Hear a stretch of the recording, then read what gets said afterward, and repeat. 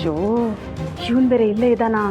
ಛೇ, ಈಗ ನಾನು ಏನಾದರೂ ಪಾರ್ವತಿ ರೂಮಿಗೆ ಹೋಗಿ ಅವಳು ಬರ್ದಿರೋದು ಯಾವುದಾದ್ರೂ ಹುಡ್ಕೋದು ನೋಡಿ ಇವನಿಗೆ ಅನುಮಾನ ಬಂದರೆ ಆಮೇಲೆ ಈ ವಿಷಯನ ಮನೇಲಿ ಎಲ್ರಿಗೂ ಹೇಳ್ಬಿಡ್ತಾನೆ.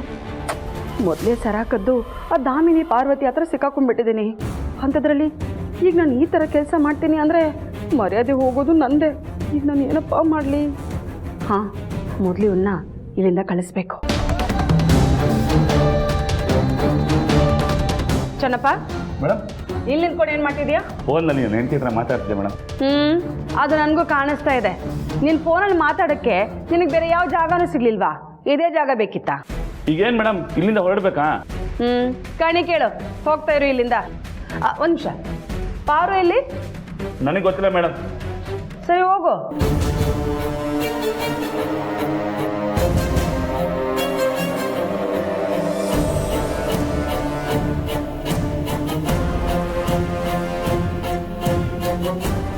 ಸತ್ಯ, ಯಾರೂ ಇಲ್ಲ. ಪಾರ್ವತಿ ರೂಮಿಗೆ ಹೋಗಿ ಚೆಕ್ ಮಾಡ್ತೀನಿ. ಶೋ, ಈಗ ಈ ಪಾರ್ವತಿ ಬರ್ದಿರೋ ಯಾವ ಪತ್ರ ಹುಡುಕ್ಲಪ್ಪ? ಅವಳೇನೋ ಈಗ ಕೋಟ್ಯಾಧೀಶ್ವರನ ಹೆಂಡತಿ ಅಲ್ಲದೆ ಈ ಮನೆ ಹಿರಿ ಸೊಸೆ. ಆದರೂ ಅವಳು ಬಡತನದಲ್ಲಿ ಬೆಳೆದಿರೋಳು. ತಿಂಗಳ ಮನೆ ಖರ್ಚಿನ ಲೆಕ್ಕನಾದರೂ ಬರ್ದಿರ್ಬೋದು ಅಲ್ವಾ? ಯಾವುದಕ್ಕೂ ಒಂದ್ಸಲ ಅವಳ ರೂಮ್ಗೆ ಹೋಗಿ ನೋಡೋದು ಒಳ್ಳೇದು.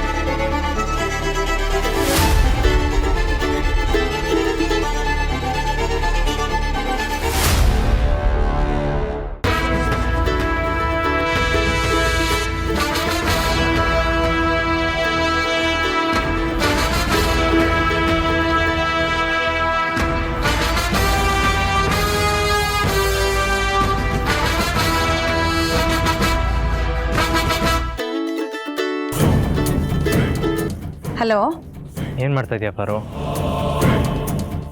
ಮಾಮೂಲಿ ಕೆಲಸ ಇದ್ದೇ ಇರುತ್ತಲ್ಲ ಯಜಮಾನ್ರೆ.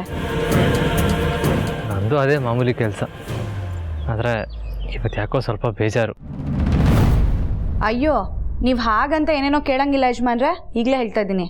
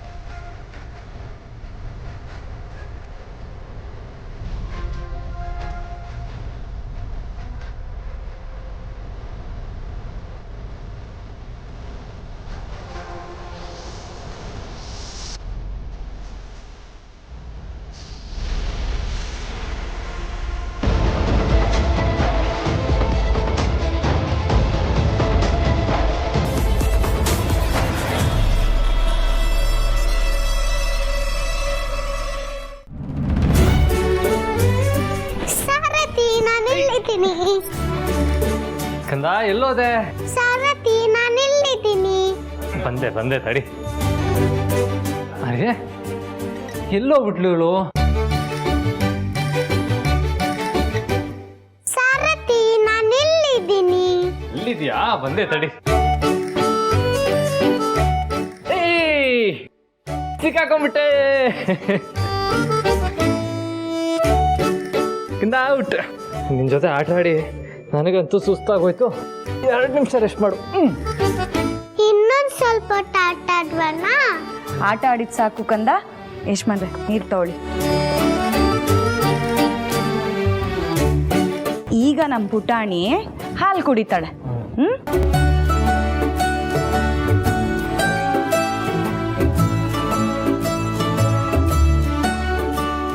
ಪಾರು, ನನ್ನ ಜೊತೆ ಮಮ್ಮಿ ಟೈಮ್ ಸ್ಪೆಂಡ್ ಮಾಡ್ತಿರೋದು ತುಂಬಾ ಇಷ್ಟ ಆಗ್ತಿದೆ.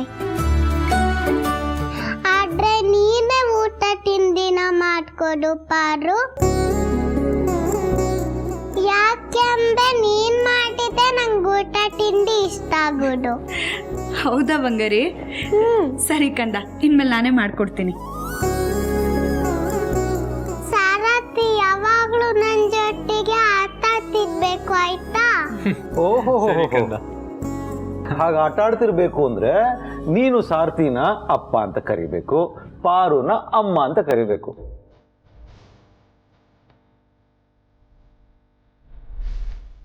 ಅಲ್ಲ ಮಾವ, ಇವಾಗ ಯಾಕೆ ನಮ್ಮ ಪುಟಾಣಿ ಹಾಗೆ ಕರಿಬೇಕು? ಇದನ್ನ ಯಾರಾದ್ರೂ ಕೇಳಿಸ್ಕೊಂಡ್ರೆ? ಅದ್ರ ತಪ್ಪೇನಿದೆಯಮ್ಮ? ಮಗು ಬಾಯಿಂದ ನಿಮ್ಮಿಬ್ರನ್ನ ಅಪ್ಪ ಅಮ್ಮ ಅಂತ ಕರ್ಸ್ಕೊಳ್ಳೋದು ನಿಮಗೂ ಇಷ್ಟ ತಾನೆ? ಕರೀಲಿ ಬಿಡಿ ಭಾವ. ಆದರೆ ಆದಿಪಾರು ಮನೆಯವ್ರಿಗೋಸ್ಕರ ಹೆದರ್ಕೊಂಡು ಆ ರೀತಿ ಕರೆಸ್ಕೊಳ್ಳೋದಕ್ಕೆ ಹೆದರ್ತಿದ್ದಾರೆ. ಪಾಪು ನಿಮ್ಮನ್ನ ಅಪ್ಪ ಅಮ್ಮ ಅಂತ ಕರೆಯೋದ್ರಲ್ಲಿ ತಪ್ಪೇನಿದೆ? ಅವಳು ಹಾಗೆ ಕರೆದ್ರೆ ನಿಮ್ಗೂ ಖುಷಿ ತಾನೆ?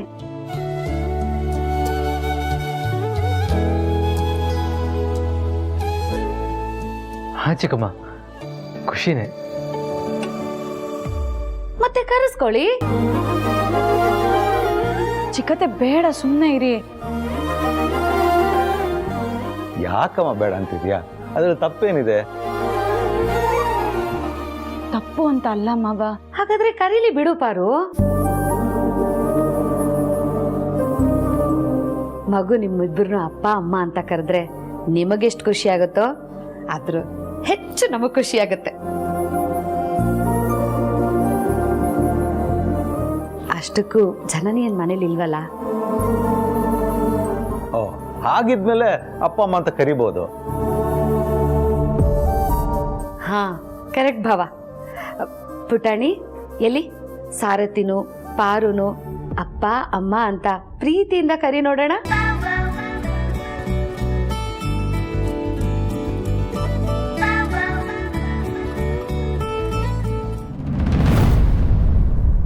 ಕರಿಬಾರ್ದು ಪುಟಾಣಿ.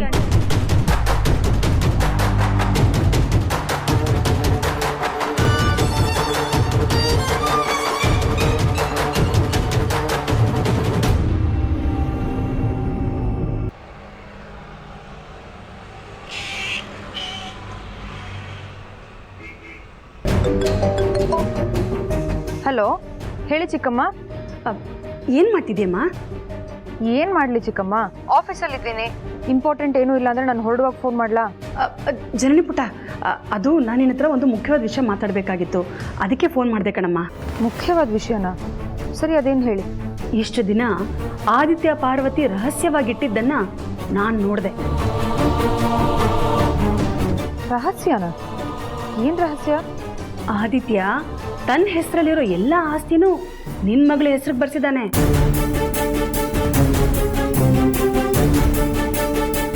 ಅಷ್ಟೇ ಅಲ್ಲ, ಮುಂದೆ ಅವನಿಗೆ ಸೇರ್ಬೇಕಾದ ಆಸ್ತಿ ಎಲ್ಲ ನಮ್ಮ ಲಕ್ಷ್ಮೀ ಪುಟಾಣಿಗೆ ಹೋಗ್ಬೇಕು ಅಂತ ಬರ್ಸಿದ್ದಾನೆ. ಚಿಕ್ಕಮ್ಮ, ಏನ್ ಹೇಳ್ತಿದ್ದೀರಾ ನೀವು? ನನಗೆ ನಂಬೋದಕ್ಕೆ ಆಗ್ತಾ ಇಲ್ಲ. ಅಲ್ಲ, ಭಾವ ಅವ್ರ ಹೆಸರಲ್ಲಿರೋ ಆಸ್ತಿನೆಲ್ಲ ನಮ್ಮ ಮಗಳ ಮೇಲೆ ಯಾಕೆ ಬರೀತಾರೆ? ಅದೇ ಕಣಮ್ಮ, ನನಗೂ ಗೊತ್ತಾಗ್ತಾ ಇಲ್ಲ. ಯಾರಾದರೂ ತಮ್ಮ ಪಾಲಿನ ಆಸ್ತಿನ ನಮ್ಮ ಹೆಸರಿಗೆ ಬರ್ದಿದ್ದಾರೆ ಅಂದ್ರೆ ಸಾಯೋವಾಗ್ಲೂ ಒಂದು ಸಣ್ಣದಾದ ಖುಷಿ ಮನ್ಸಲ್ಲಿ ಇದ್ದೇ ಇರುತ್ತೆ ಅಲ್ವಾ? ಎಷ್ಟೇ ಆಗ್ಲಿ ಅದು ಆಸ್ತಿ ಅಲ್ವಾ? ಆದ್ರೆ ಈಗ ಆದಿತ್ಯ ಮಾಡಿರೋ ಕೆಲಸನ ನೆನೆಸ್ಕೊಂಡ್ರೆ ಖುಷಿ ಬದಲು ಭಯ ಆಗತ್ತೆ. ಭಯ ಯಾಕೆ? ಮೊದಲೇ ಅವನು ಅವನ ಹೆಂಡತಿ ನಿನ್ನ ಮಗಳನ್ನ ಅವ್ರ ಮಗಳು ಅನ್ನೋ ಥರ ನೋಡ್ಕೊಳ್ತಾ ಇದ್ದಾರೆ. ಅದೇ ಕಾರಣಕ್ಕೆ ಅವ್ರ ಆಸ್ತಿನ ಮಗು ಹೆಸರಲ್ಲಿ ಬರೆಸಿ ಮುಂದೊಂದು ದಿನ ಅದನ್ನೇ ಅಸ್ತ್ರವಾಗಿಟ್ಕೊಂಡು ನೋಡಿ ನಾವು ನಮ್ಮ ಆಸ್ತಿನ ನಮ್ಮ ಲಕ್ಷ್ಮೀ ಪುಟಾಣಿ ಹೆಸರಿಗೆ ಮಾಡಿಸಿದ್ದೀವಿ ಅಂತ ಎಲ್ಲರೂ ಮುಂದೆ ಅನುಕಂಪ ಗಿಟ್ಟಿಸ್ಕೊಂಡು ಮಗುನ ತನ್ನ ಜೊತೆಲಿ ಇಟ್ಕೊಂಡ್ಬಿಟ್ರೆ ಆಗೇನ್ ಮಾಡ್ತೀಯಾ?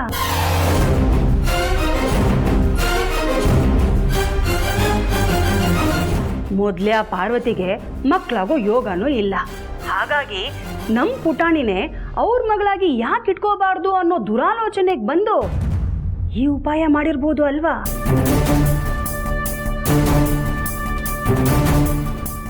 ಜನನಿ ಪುಟ, ಅದೇ ಕಾರಣಕ್ಕೆ ಅನ್ಸತ್ತೆ ದಿನಾ ನಮ್ಮ ಪುಟಾಣಿ ಮೇಲೆ ಅತಿಯಾದ ಪ್ರೀತಿ ಕಾಳಜಿ ತೋರಿಸೋ ನಾಟಕ ಆಡ್ತಿರೋದು.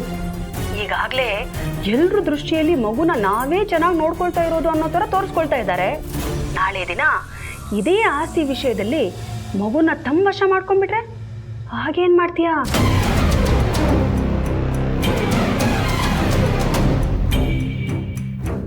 ಅಲ್ಲಮ್ಮ, ನಿನ್ನ ಹತ್ರ ನಿನ್ನ ಗಂಡನ ಹತ್ರ ಇಲ್ದಿರೋ ಆಸ್ತಿ ಅವ್ರು ಮಾಡಿದಾರಾ?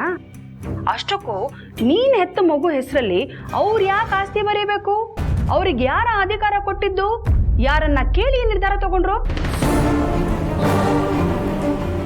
ನೋಡಮ್ಮ ಜನನಿ, ಇದನ್ನೆಲ್ಲ ನೀನು ಪ್ರಶ್ನೆ ಮಾಡಬೇಕು. ಇಲ್ಲದೆ ಹೋದ್ರೆ ಕೈಯಿಂದ ತುಪ್ಪ ಜಾರು ಹೋದಂಗೆ ಇವತ್ತಲ್ಲ ನಾಳೆ ನಿನ್ ಮಗು ನಿನ್ ಕೈ ಜಾರು ಹೋಗೋದು ಗ್ಯಾರಂಟಿ.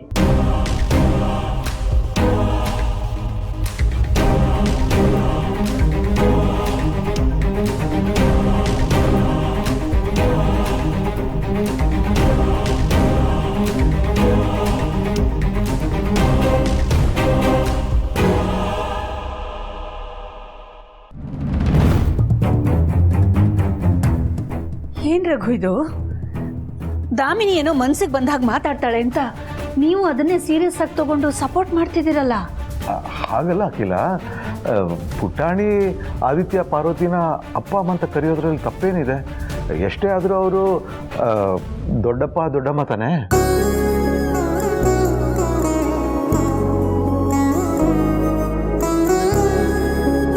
ಅದನ್ನೇ ರಘು ನಾನು ಹೇಳ್ತಿರೋದು.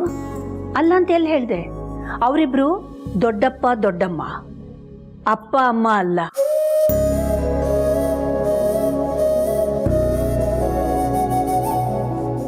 ಹಿಂದೊಂದ್ಸರ್ತಿ ಪುಟಾಣಿ ತನ್ನ ಅಪ್ಪನ ಬಗ್ಗೆ ಮಾತಾಡುವಾಗ ಆದಿನ ಅಪ್ಪ ಅಂತ ಕರೆದು ಹೋಗಿ ತಬ್ಕೊಂಡಾಗ ಜನನಿ ಅದೆಷ್ಟು ಅಪ್ಸೆಟ್ ಆಗಿದ್ಲು. ನೀವು ಅದನ್ನ ಮರ್ತು ಬಿಟ್ರಾ?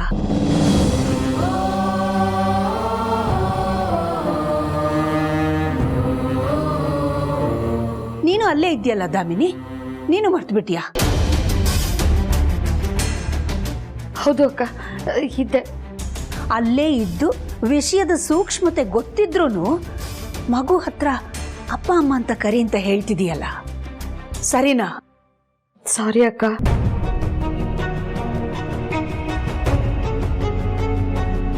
ಸಾರಿ ಅಖಿಲ, ಇದರಲ್ಲಿ ಅವ್ರದ್ದು ಯಾರ್ದು ತಪ್ಪಿಲ್ಲ. ಪುಟಾಣಿಗೆ ಅವರಿಬ್ಬರನ್ನ ಅಪ್ಪ ಅಮ್ಮ ಅಂತ ಕರಿ ಅಂತ ನಾನೇ ಹೇಳಿದ್ದು. ಯಾರೂ ಇರಲಿಲ್ವಲ್ಲ ನಮ್ಮನ್ನು ಬಿಟ್ಟು, ಅದಕ್ಕೆ.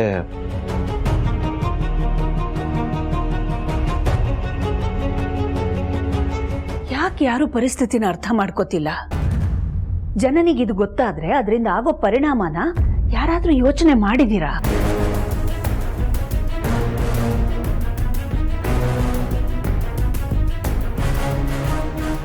ಅದರಿಂದ ಅತಿ ಹೆಚ್ಚು ನೋವಾಗೋದು ಆದಿ ಪಾರ್ವತಿಗೆ. ಮಗು ಇವತ್ತು ಅಪ್ಪ ಅಮ್ಮ ಅಂತ ಕರಿತಾ ಕರಿತಾ ಮುಂದೆನೂ ಅದನ್ನೇ ಅಭ್ಯಾಸ ಮಾಡ್ಕೊಂಡ್ರೆ ಏನ್ ಪರಿಣಾಮ ಆಗುತ್ತೆ ಅನ್ನೋದನ್ನ ಯೋಚನೆ ಮಾಡಿದೀರಾ?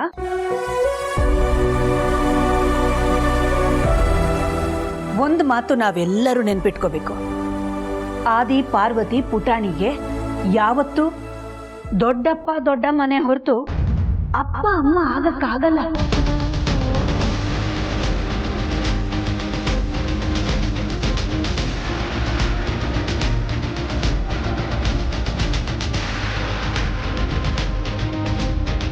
ಆದಿ, ಪಾರ್ವತಿ,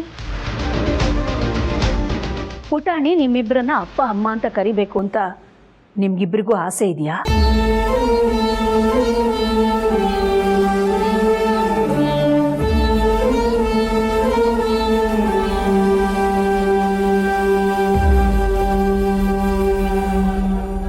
ಇಲ್ಲ ಅಮ್ಮ.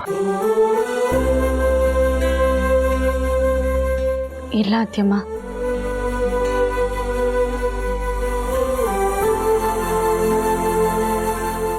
ನೋಡಿದ್ರ ರಘು, ಅಲ್ಲ ಅವ್ರ ಮನಸ್ಸಲ್ಲೇ ಇಲ್ಲದೆ ಇರೋ ಆಸೆನ ನಾವೇ ಯಾಕೆ ಹುಟ್ಟಾಕ್ಬೇಕು?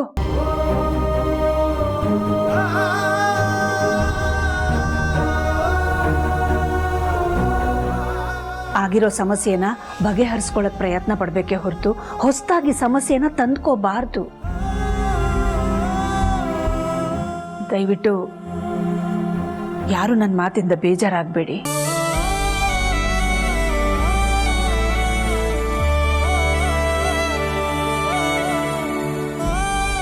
ನಾನು ಕುಟುಂಬದ ಬಾಂಧವ್ಯಕ್ಕೋಸ್ಕರ, ಎಲ್ಲರ ಸಾಮರಸ್ಯಕ್ಕೋಸ್ಕರ ಈ ಮಾತನ್ನ ಹೇಳ್ತಾ ಇದ್ದೀನಿ. ಎಲ್ಲರೂ ಒಳ್ಳೇದಕ್ಕೋಸ್ಕರ ಹೇಳ್ತಾ ಇದ್ದೀನಿ ಅನ್ನೋದನ್ನ ಅರ್ಥ ಮಾಡ್ಕೊಳ್ಳಿ.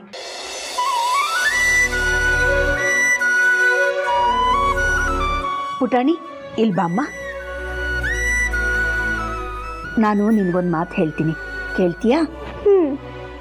ನೋಡಮ್ಮ, ಸಾರಥಿ, ಪಾರು ನಿನ್ನ ಅಪ್ಪ ಅಮ್ಮ ಅಲ್ಲದೆ ಇರೋದ್ರಿಂದ ನೀನು ಅವರನ್ನ ಇನ್ಮುಂದೆ ಅಪ್ಪ ಅಮ್ಮ ಅಂತ ಕರೀಬಾರ್ದು, ಆಯ್ತಾ?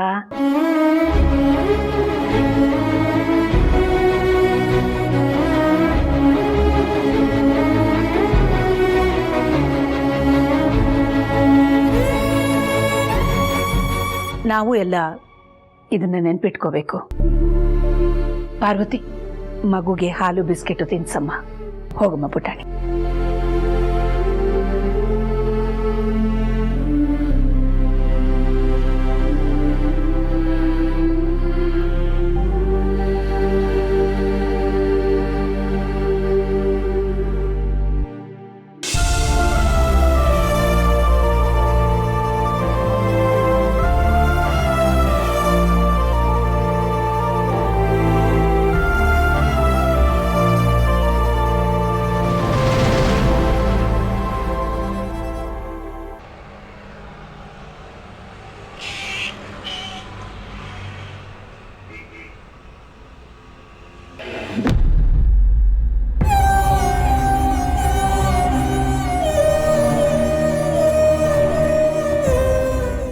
ಪುಟಾಣಿ ನಮ್ಮನ್ನ ಅಪ್ಪ ಅಮ್ಮ ಅಂತ ಕರಿಬೇಕು. ಅಷ್ಟರಲ್ಲಿ ಅಮ್ಮ ಬಂದು ಬೇಡ ಅಂತ ಹೇಳ್ಬಿಟ್ರಲ್ಲ, ಅಂತ ತಪ್ಪು ನಾವು ಏನು ಮಾಡಿದ್ದೀವಿ? ತಪ್ಪು ನಮ್ದಲ್ಲ. ಪುಟಾಣಿ ನಮ್ಮನ್ನ ಅಪ್ಪ ಅಮ್ಮ ಅಂತ ಕರೆಯೋದು ಜನನಿಗೆ ಇಷ್ಟ ಇಲ್ಲ ಅನ್ನೋ ಕಾರಣಕ್ಕೆ ಅತ್ಯಮ್ಮ ಹಾಗಂದ್ರು ಅಷ್ಟೆ. ಅಷ್ಟಕ್ಕೂ ಅದೇ ಸತ್ಯ ತಾನೆ. ನಿಜ. ಹೇಗೋ ಅವಾಗವಾಗ ಕದ್ದು ಮುಚ್ಚಿ ಪುಟಾಣಿ ಹತ್ರ ಅಪ್ಪ ಅಮ್ಮ ಅಂತ ಕರ್ಸ್ಕೊಳ್ತಾ ಇದ್ವಿ. ಇವಾಗ ಅದು ತಪ್ಪು.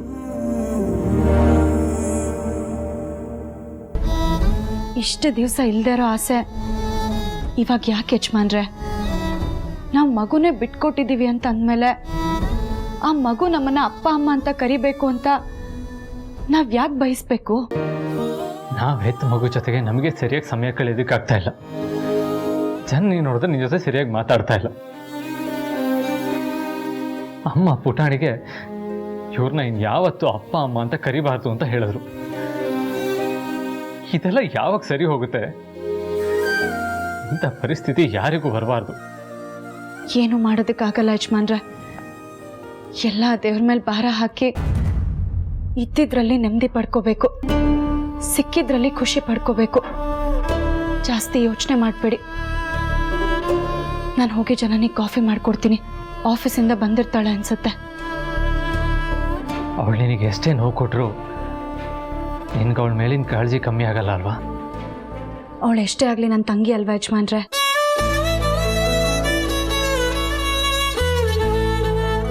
ಅವಳು ತಪ್ಪು ಮಾಡಿದಾಳೆ ಅಂತ ಅವಳಿಂದ ದೂರ ಇರೋದಕ್ಕಾಗತ್ತಾ?